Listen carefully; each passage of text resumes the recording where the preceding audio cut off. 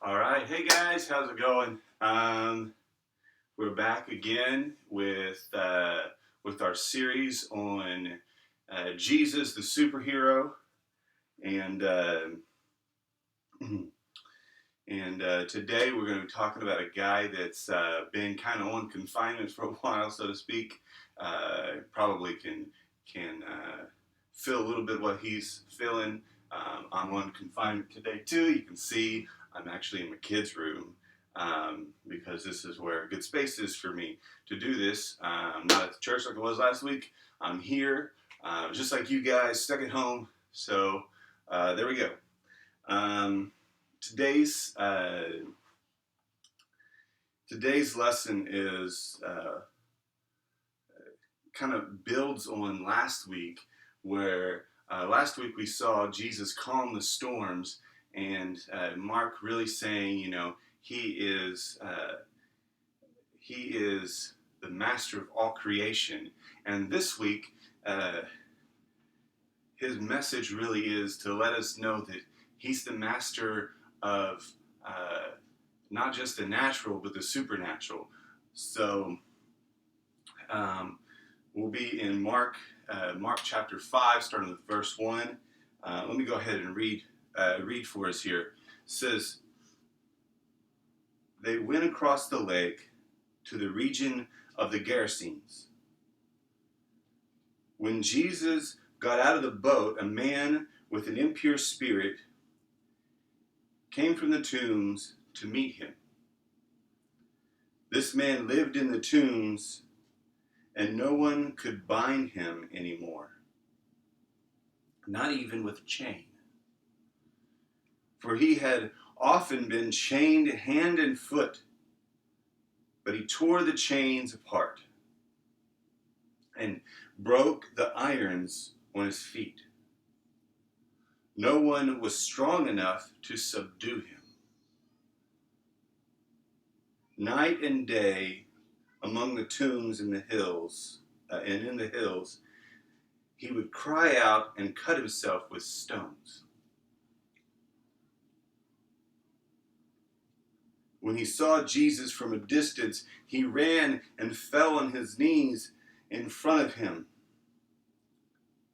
He shouted at the top of his voice, "What do you want with me, Jesus, Son of the Most High God? In God's name, don't torture me." For Jesus had said to him, "Come out of this man, you impure spirit." Then Jesus asked him, "What is your name?" "My name is Legion," he replied, "for we are many." And he begged Jesus again and again not to send him out of the area. A large herd of pigs was feeding on the nearby hillside. The demons begged Jesus, "Send us among the pigs. Allow us to go into them." He gave them permission, and the impure spirits came out and went into the pigs.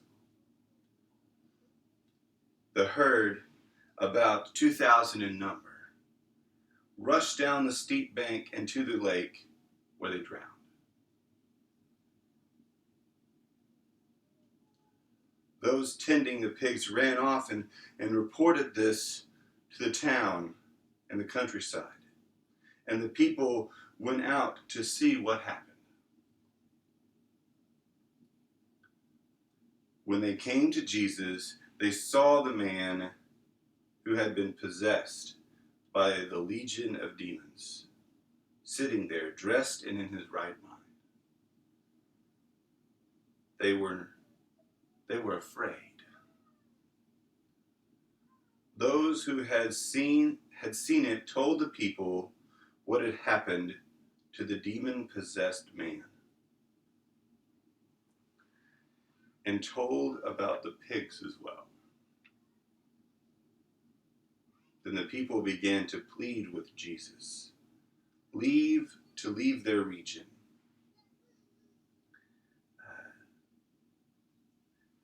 And Jesus was getting into, as Jesus was getting into the boat, the man who had been demon possessed begged to go with Jesus.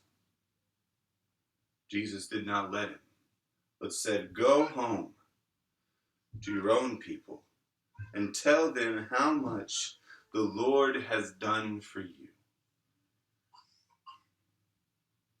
and how he has had mercy on you." So the man went away and began to tell in the Decapolis how much Jesus had done for him, and all the people were amazed.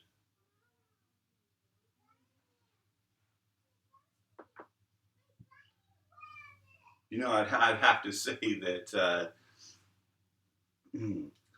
I doubt any of us have had to go through being chained hand and foot and running around in the tombs and screaming and cutting ourselves with stones and all this, but maybe you know what it is to be an outcast.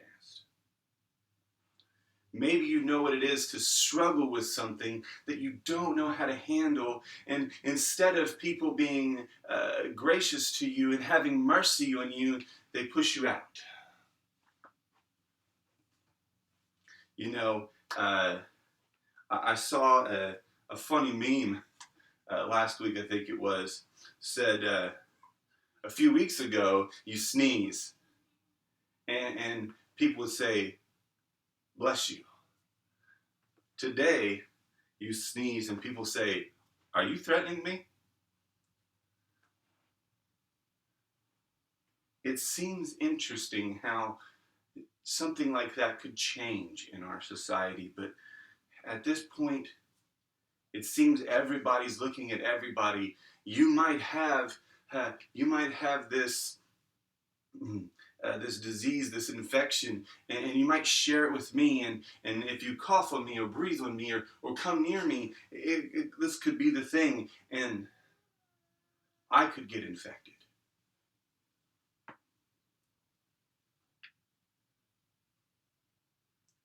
And so we all find ourselves secluded and outcast, worried about everybody else infecting us.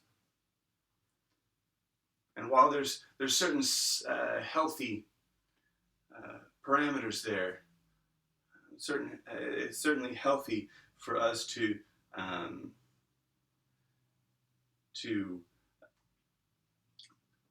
lower the curve, as they say. We gotta wonder how it feels, not just for ourselves, but for others. Everybody's suspect. But here's the thing. Nobody likes to feel like the outcast. Nobody wants to be unloved, pushed out. But here we have a man.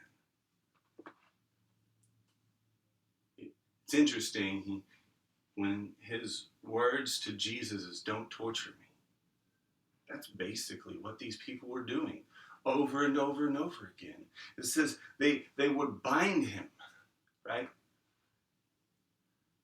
And he lived in the caves and in the tombs and wandered around outside of the city. He wasn't allowed to come in the city. He was too violent. He was too impure for them. And here comes Jesus.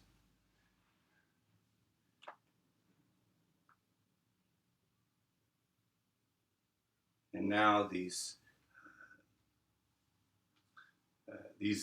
demons that are in this man, they have him rush up and kneel down before Jesus,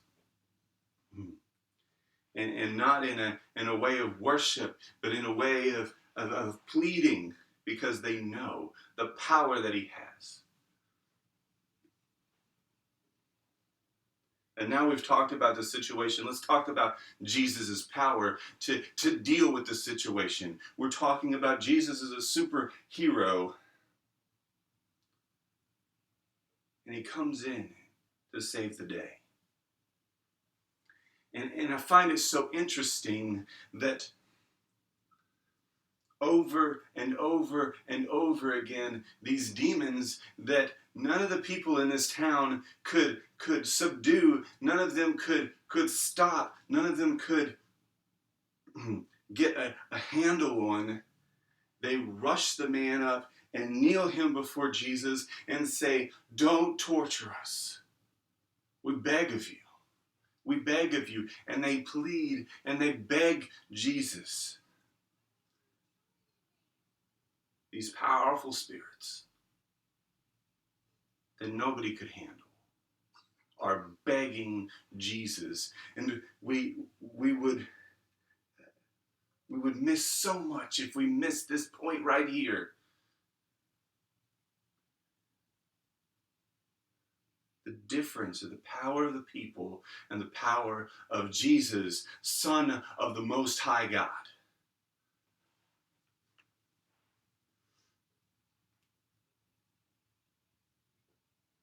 And he says, "Come out of that man. Come out of him. You're done with him. You're done with him."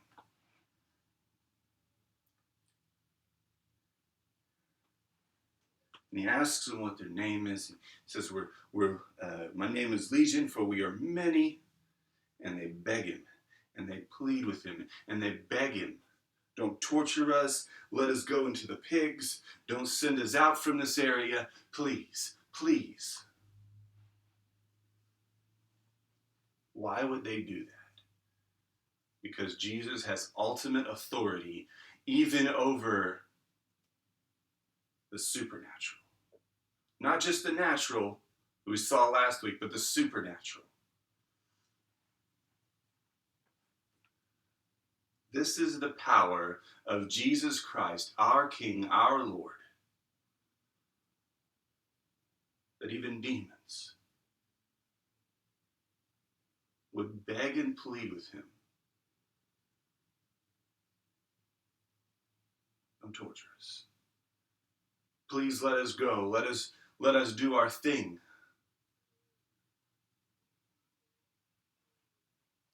So he has mercy.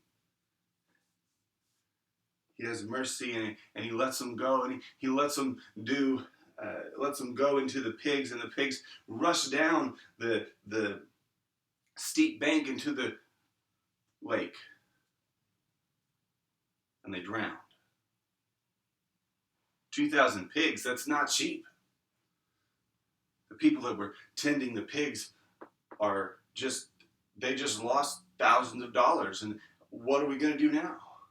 And so they run into the town and the countryside. Look at what this guy has done. And the people come out to investigate what happened. And you notice their response is very similar, not the same, but very similar to what the disciples' response was. So they were afraid.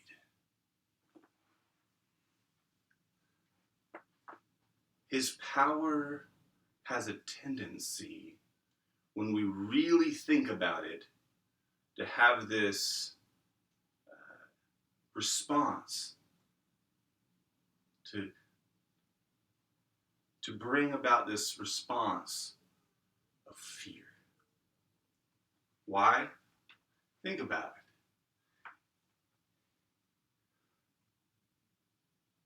I told you I wrote a paper. I told you last week I wrote a paper about the X-Men. One of the X-Men is her name is Storm.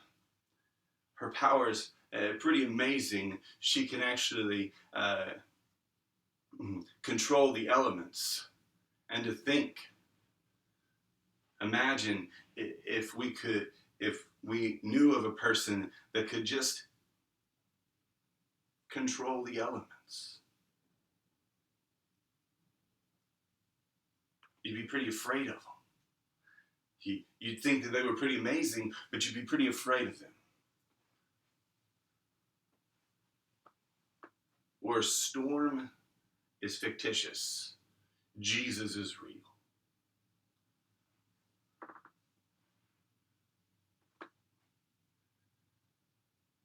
Jesus doesn't just have the power to over the natural elements, but the supernatural.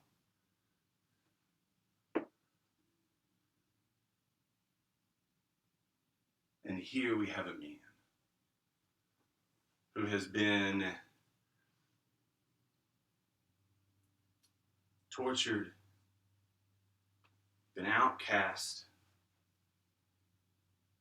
by these demons and the people that didn't want to deal with him.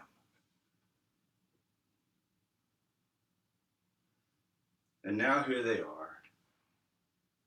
Instead of being excited about what happened and how Jesus had cast out these demons, and this man was no longer going to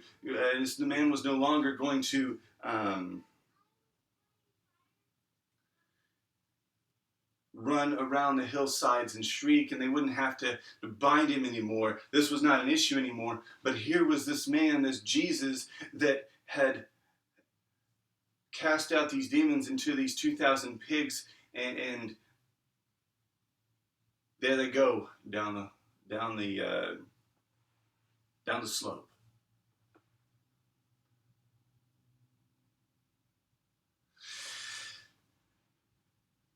Their response wasn't, "Who is this man? We need to know more." It's, "Who is this man? Please go away. Please go away. We can't deal with you. We can't handle you. We can't deal with this situation." So Jesus, he does as they request. He goes away.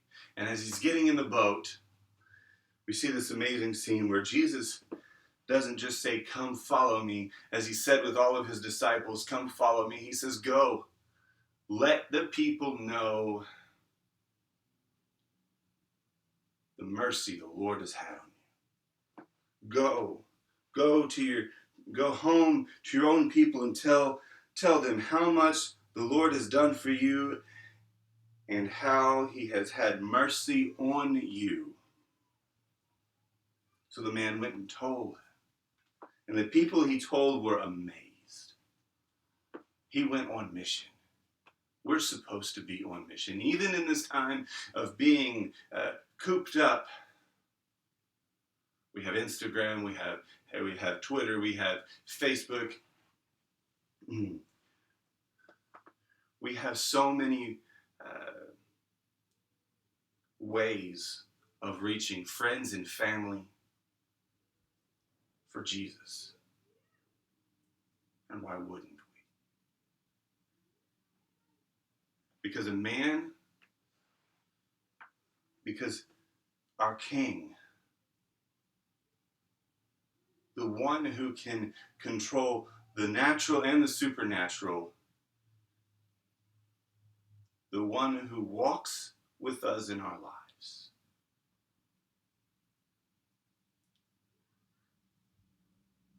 that's the one that people need. The one who is able to give hope in the middle of a storm. The one who is able to give hope even to the outcast, to the tortured, to the downcast.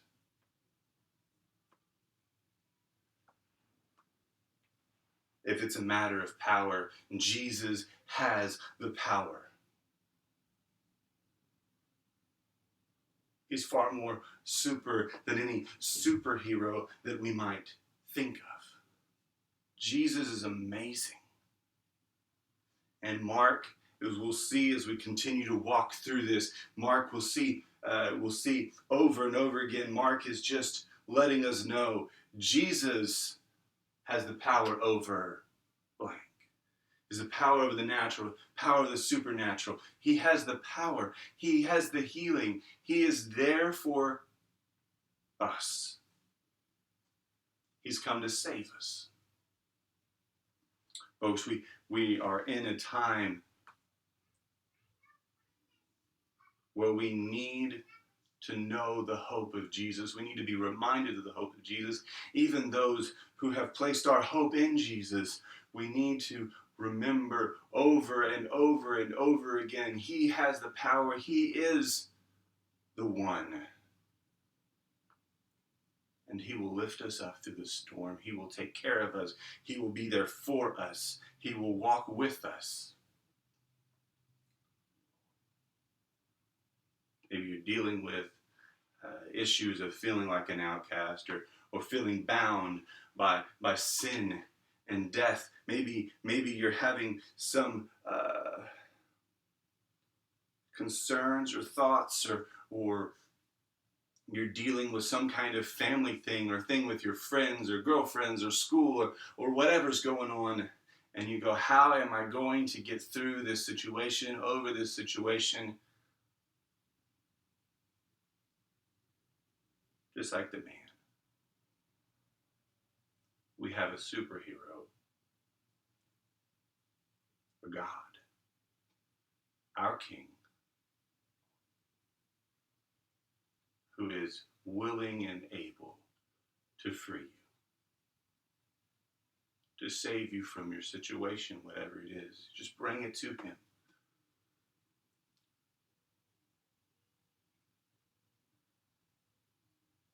He has proven that He loves us. He has proven that He has power to affect our situations. And He says, bring your burden to me. So will you let Him do that today? Will you let Him free you today? Pray with Him. Pray to Him and ask for deliverance from whatever it is. Ask for Him to walk with you. Maybe it'll take a little time.